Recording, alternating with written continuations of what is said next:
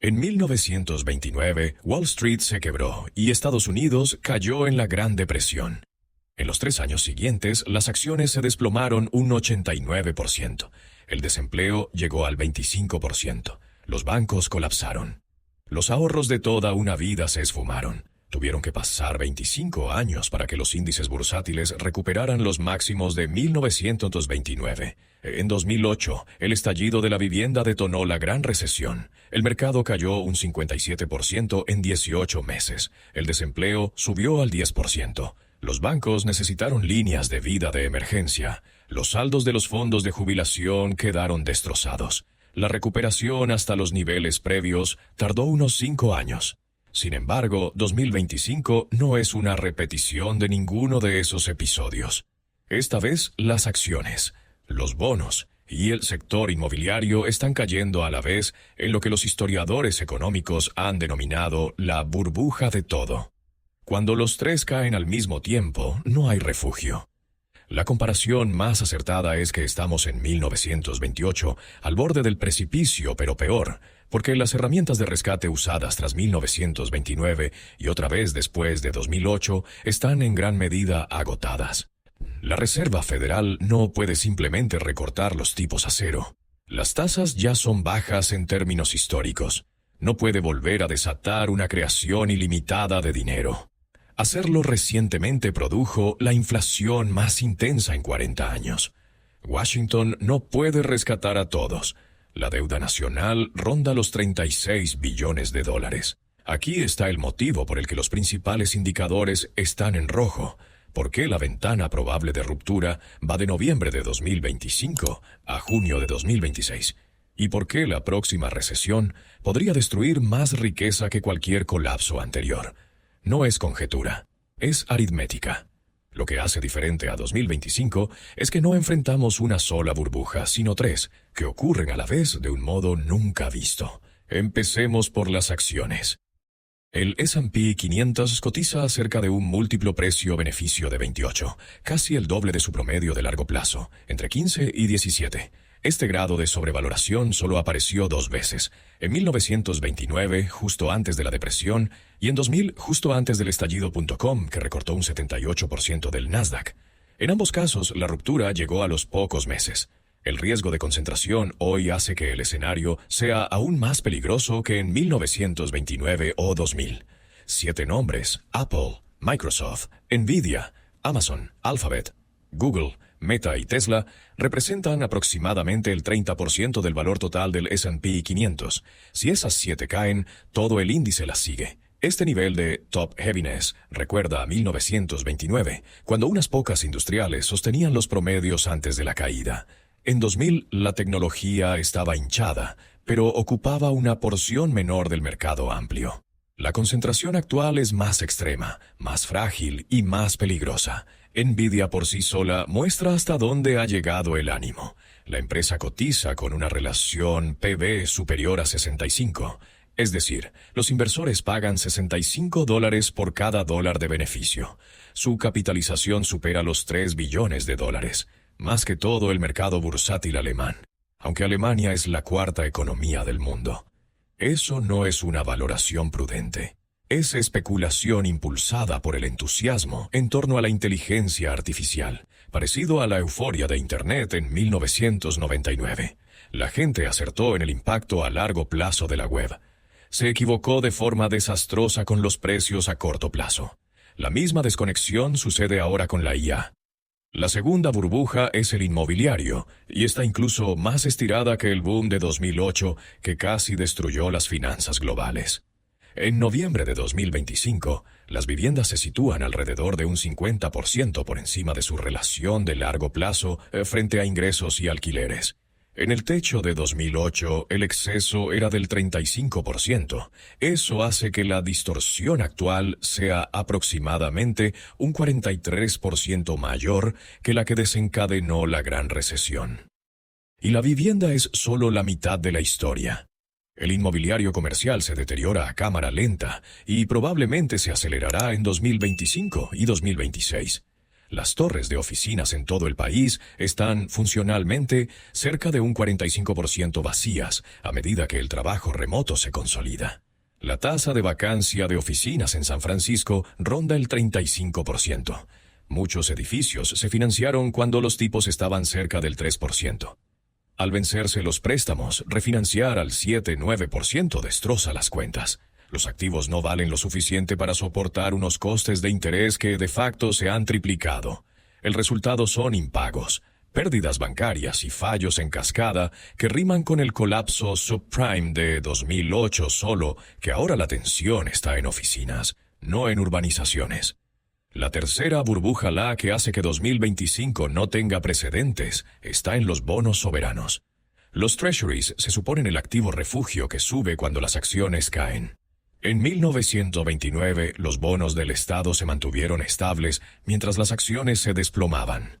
En 2008, los treasuries repuntaron ante la huida a la calidad. En 2025, los bonos caen junto con las acciones, porque el endeudamiento federal ha desbordado la demanda de los inversores. La deuda pública total supera los 36 billones de dólares, alrededor del 125% del PIB. Esa ratio iguala el nivel de Estados Unidos al final de la Segunda Guerra Mundial. La diferencia es que entonces EU era la única gran economía intacta. Hoy compite con países con menos deuda y posiciones fiscales más sólidas. Los pagos anuales de intereses han superado 1,2 billones de dólares. Ahora la mayor partida del presupuesto, más que defensa, más que la seguridad social. Cuando el gasto en intereses domina, el gobierno afronta tres opciones: recortar fuerte y provocar recesión, subir impuestos fuerte y provocar recesión, o monetizar la deuda e incendiar la inflación. Todas conducen a una crisis. Cuando la factura de intereses por sí sola rivaliza con el PIB de México, no hay soluciones indoloras. Esta es la burbuja de todo. Acciones valoradas en niveles históricamente asociados a caídas, vivienda más cara que en 2008, y bonos cediendo bajo una carga soberana que no puede atenderse sin dolor. Los paralelismos con 1929 son inquietantemente precisos. Las valoraciones entonces alcanzaron alturas sin precedentes. El PER del Dow tocó 33. En 2025, el S&P 500 está cerca de 28. En 1929, el público creía que la electrificación, la radio y el automóvil habían creado una nueva era en la que las reglas tradicionales ya no aplicaban. En 2025, la IA cumple ese mismo papel, supuestamente suspendiendo la gravedad financiera. El crédito con margen batió récords a finales de los años 20, cuando profesionales y gente común se endeudaron para especular. Se multiplicaron las historias de fortunas de la noche a la mañana. En 2025, la deuda con margen respecto al PIB está en extremos similares, pero hoy el apalancamiento va mucho más allá de las cuentas de margen. La especulación minorista con opciones se ha disparado. Algunos hogares usan tarjetas de crédito para comprar acciones. Las empresas se han endeudado para recomprar acciones a precios elevados. El apalancamiento está incrustado en todas partes: derivados, opciones y balances corporativos en formas que la mayoría no ve. La desigualdad entonces era severa. El 1% superior captaba alrededor del 25% de la renta, dejando el crecimiento dependiente del gasto de una élite estrecha. Cuando ese gasto se frenó, el sistema se paró. En 2025, la concentración es peor. El 1% controla cerca del 32% de la riqueza, y el 10% superior representa aproximadamente el 70% del consumo. Si los hogares pudientes reducen gasto porque caen sus carteras, la demanda se evapora y la economía se dobla. Aquí es donde 2025 es peor que 1929. Entonces, solo alrededor del 10% de los hogares tenía acciones, de modo que la ruptura inicial no evaporó los ahorros de la mayoría. Sufrieron después por el desempleo y la deflación. En 2025, aproximadamente el 58% de los hogares posee renta variable directa o a través de planes como 401k e IRA. Por tanto, un desplome bursátil destruye en tiempo real los ahorros de más de la mitad del país. No hay colchón. El paisaje bancario también es distinto. En 1929, miles de bancos pequeños y sin seguro federal quebraron cuando los depositantes corrieron a retirar su dinero. Hoy, el FDIC promete cobertura de hasta $250,000 por depositante, pero el fondo tiene unos 125,000 millones, mientras asegura alrededor de 10 billones en depósitos. Si varios grandes caen a la vez, ese respaldo es insuficiente. Para dejar a los depositantes ilesos, las autoridades tendrían que crear dinero a gran escala, alimentando la inflación y dañando la moneda. O los depositantes pierden por quiebras, o pierden por inflación. Es una elección binaria. La posición de la Fed y la potencia de su caja de herramientas también han cambiado. En 1929, el Banco Central era relativamente nuevo, con manuales sin probar y margen para recortar, aunque reaccionó con lentitud. En 2025, la Fed lleva 15 años mostrando los límites de su poder. La expansión cuantitativa tras 2008 ayudó a inflar un enorme auge de activos. Mantener los tipos cerca de cero demasiado tiempo preparó el terreno para la burbuja de todo. Las subidas contundentes de 2022-2023 persiguieron la inflación al tiempo que arriesgaban un aterrizaje duro. La credibilidad se ha erosionado y las herramientas mismas han perdido efecto. Las medidas que estabilizaron 2008 ya no pueden repetirse con el mismo resultado. El episodio de 2008 ofrece una comparación más cercana. Comenzó con hipotecas subprime empaquetadas en valores complejos y vendidas por todo el mundo. Cuando los precios dejaron de subir, se acabó la refinanciación, aumentaron los impagos y quedó expuesto el apalancamiento bancario. Los MBS se mostraron tóxicos. En 2025, el comportamiento subprime está por todas partes, solo que con otras etiquetas. Préstamos de auto a 84 meses con tipos altos para prestatarios débiles. Saldos récord en tarjetas con TAE por encima del 21%. Préstamos estudiantiles de unos 1,77 billones de dólares que no se devolverán por completo. Deuda corporativa multiplicada de unos 2 billones en 2008 a más de 10 billones, a menudo para recompras y no para inversión productiva. En 2008 el apalancamiento se concentró en vivienda y bonos hipotecarios. Lehman operaba cerca de 30-1. Una caída del 3% en activos borró su patrimonio, y su quiebra en septiembre de 2008 desató el pánico. En 2025 el apalancamiento está distribuido. El complejo de derivados supera los 600 billones de dólares, nominales unas 10 veces el PIB mundial, dominados por swaps de tipos y protección de crédito que pueden estallar si suben los rendimientos o aumentan los impagos corporativos. Las interconexiones hacen que un fallo dispare otros, y así sucesivamente. Entonces, la Fed tenía palancas potentes. Los tipos partían cerca del 5,25%, dejando espacio para recortar a cero y estimular el crédito. La QE inyectó billones en Treasuries y MBS, hinchando el balance de la Fed de unos 800,000 millones a 4 billones en 2014. Esa intervención evitó el colapso, pero infló las condiciones que hoy enfrentamos. En 2025, el margen de maniobra es estrecho. Las tasas ya son bajas frente a la historia. Recortarlas arriesga reavivar la misma inflación que exigió subidas dolorosas para domarla. Mantenerse firme invita a un bajón tipo de presión. La QE sufre la misma traba. Tras varias rondas, el balance sigue por encima de 7 billones. Imprimir más es posible, pero el público ya entiende el coste inflacionario. Entre 2021 y 2023 quedó claro que no se puede fabricar dinero ilimitado sin erosionar el poder adquisitivo. La Fed está acorralada, imprimir y devaluar, o abstenerse y arriesgar una caída deflacionaria. El manual de 2008 está gastado. La capacidad de rescate del gobierno también está agotada. En 2008, la deuda rondaba el 67% del PIB, lo que permitía endeudarse para rescates. El TARP autorizó 700,000 millones. Con otros programas, el apoyo rozó los 2 billones. Fue impopular pero factible. En 2025, la deuda federal ronda el 125% del PIB, con déficits del orden del billón adelante. Tratar de repetir un rescate multibillonario probablemente provocaría una rebelión del mercado de bonos, elevaría los rendimientos y haría aún más insostenible el servicio de la deuda. La red de seguridad que funcionó en 2008 no está disponible en la misma escala. A nivel global, 2025 es más duro. En 2008, la expansión de China ayudó a sacar al mundo mediante estímulos y demanda de materias primas.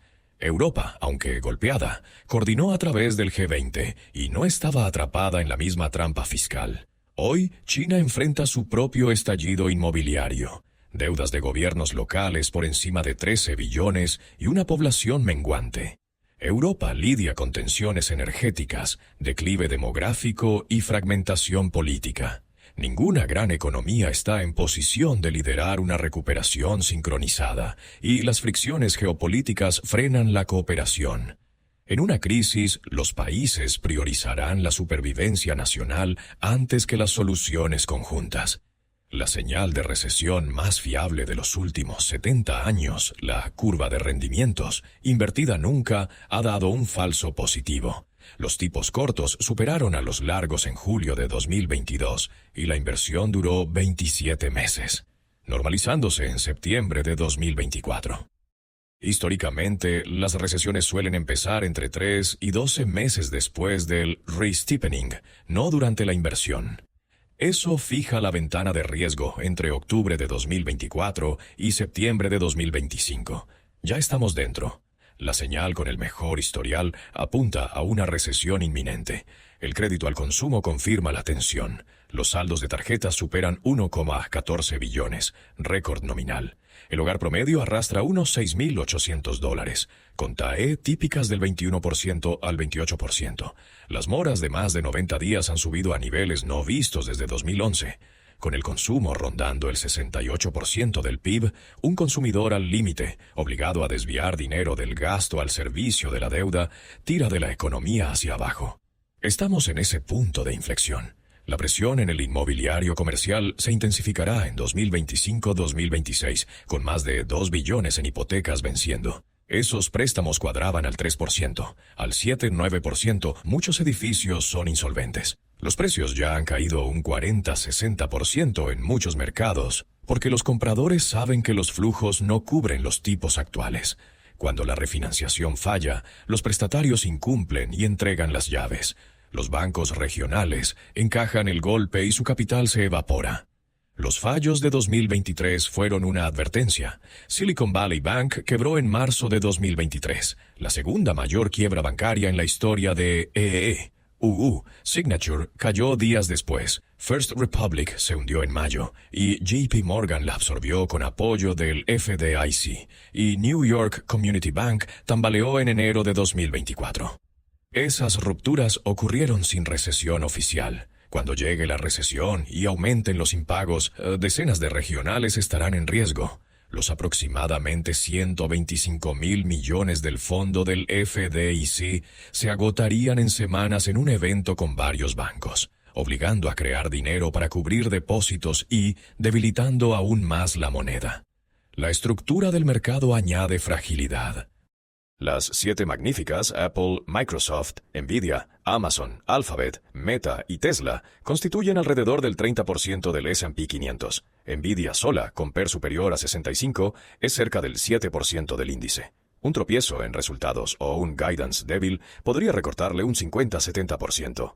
Por su peso, el índice caería de inmediato, y el golpe psicológico al relato de la IA probablemente arrastraría al resto por simpatía. En una ruptura, las llamadas de margen convierten los descensos en cascadas. Los apalancados deben aportar más garantía. Si no pueden, los brokers liquidan posiciones, empujando los precios a la baja y activando nuevas llamadas. Ese bucle reflejo amplificó el desplome de 1929. En 2025, el margen como proporción del valor de mercado es comparablemente elevado. Súmese a eso los sistemas de riesgo institucional que fuerzan ventas cuando las pérdidas cruzan umbrales, y el primer mes puede ver caídas del 30-40% por pánico minorista, desapalancamiento forzado y ventas modeladas. A partir de ahí, la tensión salta a los bonos cuando los inversores buscan seguridad. Pero en 2025, los treasuries no son un refugio, porque Washington debe vender volúmenes masivos para financiar déficits y refinanciar vencimientos. Si la huida a la calidad coincide con una emisión pesada, los rendimientos pueden subir igualmente. Eso alimenta un bucle de destrucción. Tipos más altos elevan la factura de intereses del Estado, lo que exige más deuda, que exige vender más bonos, lo que vuelve a subir los tipos. Los países atrapados en bucles así suelen terminar en impago o en una erosión inflacionaria de la moneda. El mercado de la vivienda entonces se atasca, los compradores se retiran y los vendedores se resisten a bajar precios. Los anuncios permanecen meses sin ofertas serias, quienes están obligados a vender por mudanza, liquidez o apuro empiezan a rebajar. Esos recortes fijan nuevas referencias que arrastran las valoraciones de los barrios. En 6 meses, los precios nacionales pueden caer un 20-30% desde el pico. En un año, los descensos del 40-50% son plausibles en áreas recalentadas como Austin, Phoenix, Boise y partes de California y Florida. Quien compró en los últimos 3 años corre el riesgo de quedar en patrimonio negativo. Los impagos en inmuebles comerciales se aceleran cuando los propietarios aceptan que no pueden refinanciar. Cesan los pagos, devuelven las llaves. El banco, a menudo regional, se queda con un activo que vale un 40-60% menos que el préstamo. Son pérdidas realizadas. El capital se borra. Los bancos deben cumplir ratios mínimos. Cuando caen por debajo, los supervisores los cierran. Entre 2008 y 2012, quebraron 465 bancos. En la próxima ruptura, el saldo podría igualar o superar esa cifra en menos tiempo, concentrado en regionales. Las quiebras desatan pánico bancario clásico, que se extiende incluso a entidades sólidas en papel. Los titulares asustan a los depositantes, que retiran fondos de cualquier banco que perciban vulnerable. Ningún banco puede pagar a todos a la vez, porque los depósitos están prestados o invertidos. Para conseguir liquidez, las entidades venden valores en mercados débiles a precios deprimidos, cristalizando pérdidas que pueden volver insolvente a un banco que era solvente. El FDIC interviene, pero sus mucolavins o 25,000 millones no bastan para varias quiebras grandes. Para cubrir, el gobierno debe crear dinero alimentando la inflación y degradando la moneda. El empleo se deteriora a medida que caen los ingresos y las empresas recortan costes. Las tecnológicas sobredimensionadas recortan un 10-20% de plantilla. Las financieras expuestas a la turbulencia reducen personal. Las empresas de consumo, ante hogares que no gastan, cierran locales y despiden. En 3 meses desde la ruptura, el paro puede saltar del puro 4% al 7-8%. En 6 meses, el 10% es plausible. En un año, el 12-15% resulta probable conforme se propagan los efectos. La Reserva Federal encara una disyuntiva imposible. Puede recortar y reanudar la QE para estabilizar, pero arriesga reavivar la misma inflación que mermó el poder adquisitivo en 2021-2023. Si abre el grifo y vuelve a imprimir billones, el dólar se debilita y la presión de precios regresa con más fuerza. Si se abstiene, la recesión se profundiza hasta rozar una depresión. No hay término medio cómodo. Las herramientas que funcionaron en 2008 ya no sirven en 2025 porque se han usado en exceso y sus efectos secundarios son conocidos. Para los ahorradores con 401k e IRA, una caída del 60-70% no es teórica, es devastadora. Alguien que tardó 30 años en reunir $600,000 puede verlos reducirse a 200,000 o menos. No es una corrección rutinaria, arruina la jubilación. Muchos deberán trabajar una década más, si conservan empleo durante la recesión. Para jubilados que dependen de retiradas, peor. Se convierten en vendedores forzosos cerca del suelo para pagar facturas, consolidando pérdidas irrecuperables. El impacto psicológico será severo. En 2008, los saldos bajaron, pero volvieron a niveles previos en unos 5 años y medio, para quien aguantó. En el próximo colapso, el camino de vuelta puede ser mucho más largo, si es que hay recuperación completa. La bolsa japonesa tocó techo en 1990 y no recuperó esos niveles hasta 2024, 34 años. Una generación de inversores no recuperó su riqueza. Si la caída en EU es lo bastante profunda y la curación lo bastante lenta, algo similar puede pasar. La destrucción de riqueza inmobiliaria atrapa a millones. Quien compró recientemente no puede vender sin pérdidas. Muchos deben más de lo que vale la casa. La entrada al mercado laboral se vuelve durísima para los recién llegados. Los graduados de 2026 y 2027 se toparán con congelaciones de contratación en puestos iniciales. Los pocos empleos tendrán cientos de aspirantes. Cohortes enteras empiezan 5 o 10 años por detrás, deprimiendo ingresos de por vida. Los estudios sobre quienes se graduaron en 2008 ya mostraron penalizaciones persistentes. Lo que viene apunta a cicatrices más hondas y largas. Las pequeñas empresas sufren más. Al caer el consumo y cerrarse el crédito, restaurantes independientes, tiendas locales y negocios familiares se cuentan por cientos de miles de cierres. Las grandes corporaciones con acceso a mercados sobreviven más delgadas, pero vivas. La economía poscrisis queda aún más dominada por gigantes, con menor papel de las pymes. Eso debilita la competencia, la innovación y la vitalidad. Las redes de protección social se estiran más allá de su capacidad, con paro al alza y menos ingresos fiscales. El Estado queda atrapado entre mayor demanda de ayuda y menor capacidad de financiarla. Llegan recortes aún cuando las necesidades crecen. Eso añade una crisis humanitaria a la económica. Mayores, discapacitados y desempleados reciben menos apoyo justo cuando más lo necesitan. La inestabilidad política sigue al colapso económico. En los años 30, los movimientos extremistas crecieron en Europa al calor de la penuria. La quiebra monetaria de la República de Weimar pavimentó el desastre. Estados Unidos no es inmune a las consecuencias políticas de una crisis. Cuando la gente lo pierde todo, busca culpables y soluciones radicales. Una ruptura en 2025 reconfigurará la política estadounidense de maneras impredecibles, pero probablemente desestabilizadoras. ¿Por qué 2025 es peor que 1929 y 2008 juntas? Porque fusiona el exceso bursátil de 1929, la fragilidad de deuda y vivienda de 2008 y un problema de deuda soberana que ninguna de las dos crisis afrontó. Las tres suceden a la vez.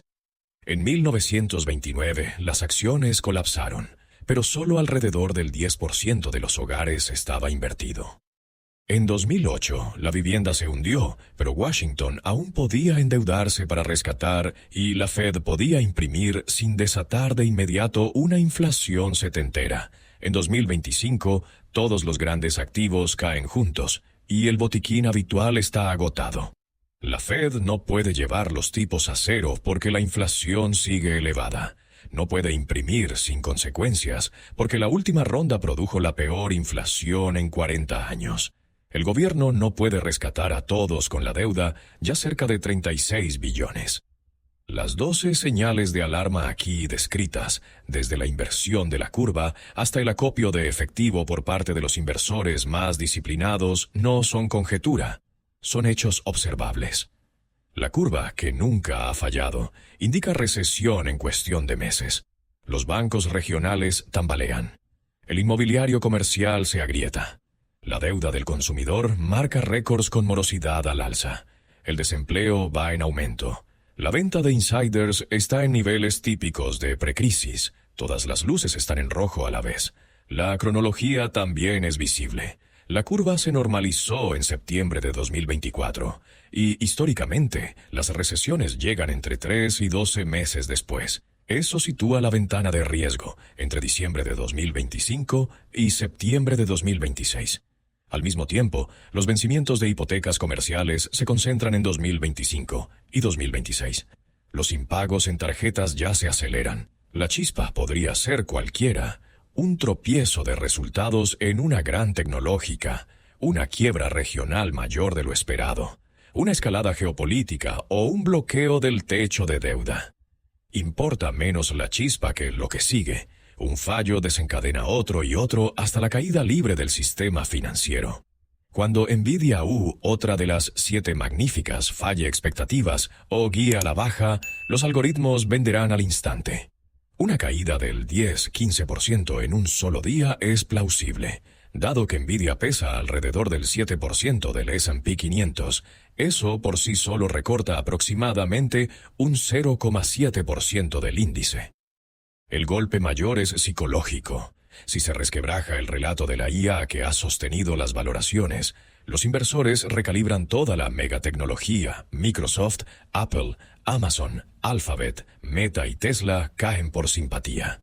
En días, esas 7 podrían perder un 20-30%, llevando al índice a un 6-9%. Las llamadas de margen convierten entonces el desliz en caída.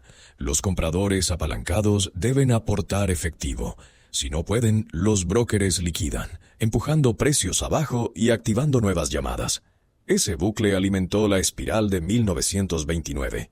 En 2025, el margen relativo al tamaño del mercado está igualmente estirado. Las mecánicas institucionales amplifican el movimiento. Fondos de pensiones, endowments y soberanos aplican límites de riesgo basados en modelos que obligan a vender cuando las pérdidas cruzan ciertos umbrales. No es emoción, es política interna. Combine pánico minorista, desapalancamiento forzado y ventas sistemáticas, y una caída del 30-40% en el primer mes es factible. A partir de ahí, el contagio golpea a la renta fija cuando los inversores buscan un refugio que ya no existe. El Tesoro debe emitir cantidades masivas para financiar déficits y refinanciar vencimientos. Si los flujos refugio chocan con una gran emisión, los rendimientos pueden subir igual. Ese es el bucle fatal. Tipos más altos, más intereses, más deuda, más emisión, tipos más altos. Los países atrapados en esto suelen acabar en impago o en erosión inflacionaria de su moneda. Mientras gira ese bucle, la vivienda sufre su propia cadena.